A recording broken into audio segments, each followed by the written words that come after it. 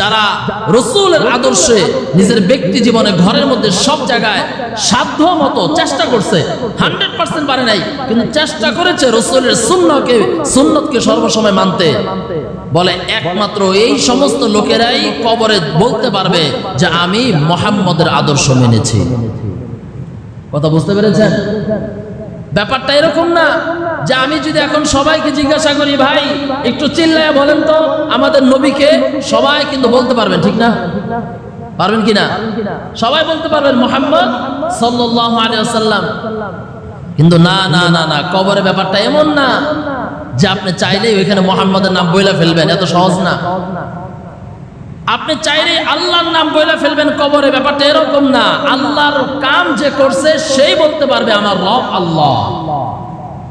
এখন আমি আপনাকে জিজ্ঞাসা করি, আপনি বলতে পারবেন, কিন্তু কবরে আপনি এলাকার একদম সবচেয়ে গরিব মানুষ হোক আর আপনি মহল্লার সবচেয়ে টপ লেভেলের ধনী হোক, মনে রাখবেন আল্লাহর কাম যে করছে সেই বলতে পারবে যে আমার রব আল্লাহ, এছাড়া কেউ বলতে পারবে না।